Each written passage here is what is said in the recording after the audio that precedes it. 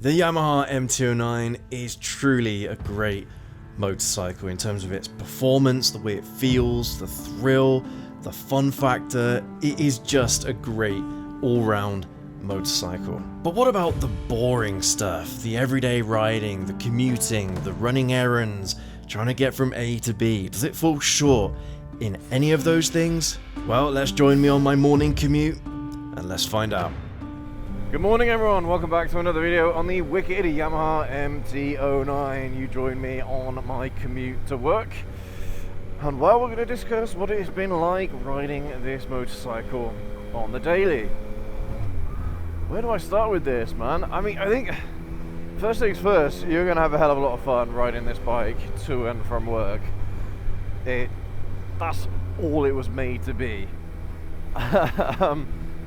It's just one of those motorcycles. If you've ever ridden an MT-09, then you'll already know what I'm about to say, but it's one of the craziest riding experiences I think you'll ever have, especially at the price point. They're just so incredibly torquey. They've got a bunch of horsepower as well, and the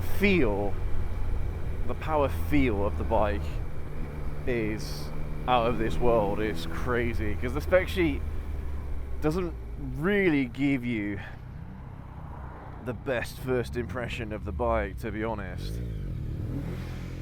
But I mean, you're talking 120 horsepower on the spec sheet, 100 newton meters of torque. Doesn't sound like a lot, but when you get on and ride it, it is impressive. But as a commuter,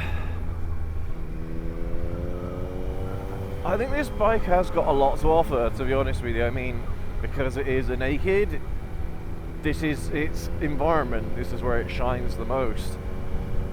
Riding to and from work, suburban, city, urban riding, country road riding, basically any kind of on-road riding, this bike is near enough perfect for. It's got a nice seating position as well. It's a little bit sporty, but nothing crazy, to be honest with you, and the ride is quite nice. I mean, this is just the MT-09, it's not the SP variant, but the suspension is forgiving, at least on the current setup that it has, and it is adjustable. But honestly, I've had no complaints commuting with this bike. I think the only thing really that you might need to look out for is, well, when it's a little bit wetter, you might lose a little bit of grip coming onto a road like this, for example, at full speed. I mean, I say full speed, even just half speed, you know, getting around a bend like that at whatever speed, and then putting down the power for a national speed limit road as you come out of it. But Yamaha, they have thought about that, because it does have the cornering traction control, which I have switched off at the moment, but I'm sure that'll do an awful lot of the heavy lifting if you just put on max power on a bend like that and it's a little bit wet or a little bit greasy. You might have the bike slide out from underneath you. But apart from that, the riding itself is very positive. It's very confidence inspiring. The brakes are very good. Everything about this bike is very refined, very good. And of course, when you want to unlock the hooligan, well, it can do that. It's more than happy to give you ultimate hooligan mode. The trouble is, if you want to try and rein it back in again, you might struggle once you unleash the hooligan.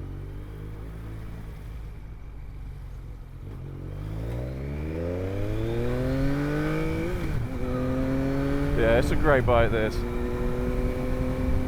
Don't forget to go ahead and check out our ride review of this bike, where we do a bit more of a deep dive into the riding experience, and we run through the specs and see how the specs compare to the real world riding experience, with some real life 0 to 60 runs, because this bike is so surprising in terms of its performance and its feel. It has a far more premium feel and premium performance profile than I think most people would give it credit for on the face of it. But I mean, the fact that, yeah, you can just have a lot of fun pulling some power wheelies with it. The wheelie control will allow you to lift up the front wheel, no problem whatsoever, and it will let you override it as well whilst you're actually on the ride. So if you pick up the front wheel will hover, but then if you open up the throttle even more, it will allow the front wheel to come up even higher. But it isn't a backstop. So if you keep doing that and you keep going, it will throw you off the bike.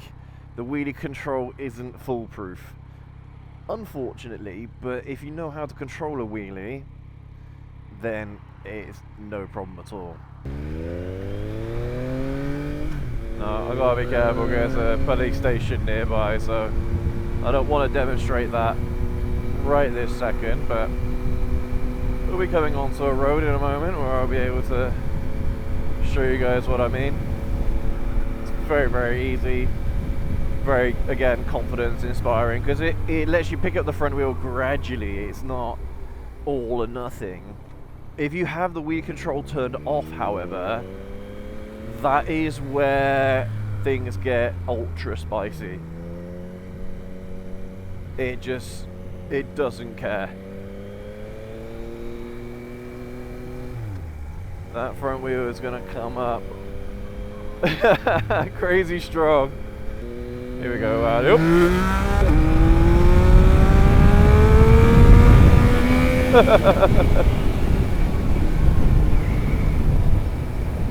But yeah, picking up the front end in first, second, third gear, super easy. Super easy, super fun. You will get so addicted to that. You won't want to stop doing it. I mean, this is the 2022 MT-09. I don't know if they would have changed it or adjusted it in the later model years, but I'm pretty sure the 2021, 2022 models, you can have this exact same riding experience. Hell of a lot of fun. But just for cruising, you know, when you're not in a mad dash like I am always in the morning, but if you're not in a mad dash to try and get to work, what's it like from a cruising perspective when you just want to chill out? You're on roads like these, or maybe on dual carriageways, highways, motorways, things like that. What's it like in that regard? It's fine. Some of you may not like the level of wind deflection, i.e. none. There's no wind deflection to speak of, but that hasn't caused me any problems. Now, I'm 5'11", and all of the wind is hitting my body rather than my face, because that's the biggest drawback for me. One of the biggest drawbacks to a motorcycle with a windshield is that most of the time I've either got to adjust it so it's almost like in line with my eyesight, or all the way down so that it doesn't blow air straight into my face. So sure, my body doesn't have a lot of a lot of wind to worry about, but it all instead goes into my face. I hate that.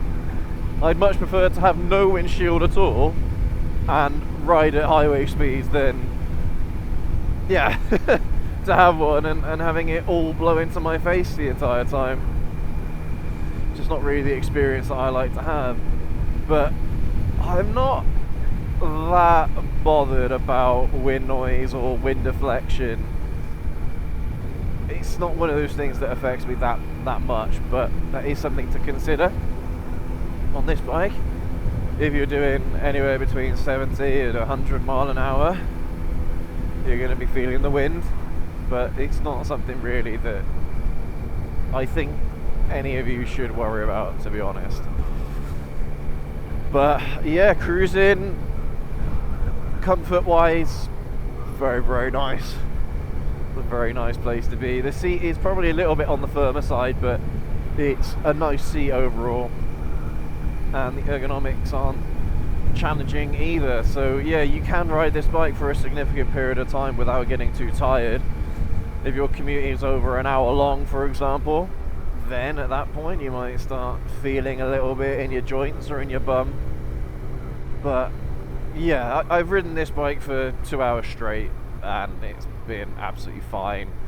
You can stand up on the bike as well, a bit like a mini adventure bike. You can stand up on it, give your knees a bit of respite, and your butt a bit of respite,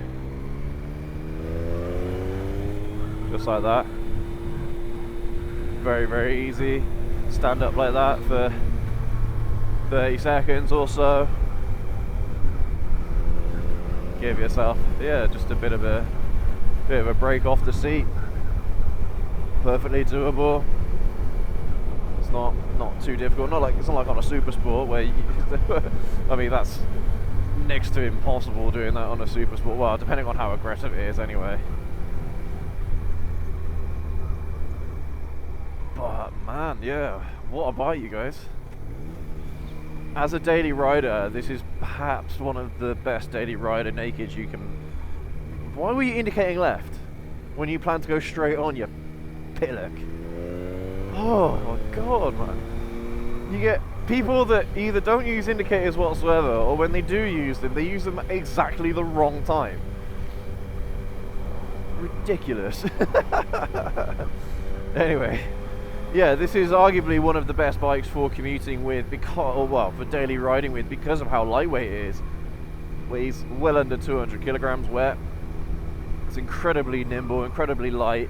It has a small bike profile, so dashing in between cars, doing quick overtakes, filtering, things like that, this bike is really good at. And just like, you know, doing this kind of riding here, getting in front of lorries, or even getting in front of cars like this, you know, this kind of riding is absolutely perfect for the MT-09. Just watch out for those cigarette butts, they're going to be coming your way. Well, you guys, we've hit traffic here, and even in these conditions, the MT-09 has been pretty good. The clutch feel is very light. Start and go traffic, or stop and go traffic rather, isn't a big deal. I mean, sure, no one likes being stuck in stop and go traffic, but again, because the brakes are good, the suspension's nice, the ergonomics are nice, and the clutch feel is nice, and the throttle response is very good as well, it doesn't make it any more difficult for you than it needs to be. Because some bikes, they really fight you in traffic like this, and it's a real chore trying to get certain bikes through, yeah, stop and go traffic or heavy traffic. But no, thankfully for the MT-09, that is not a problem.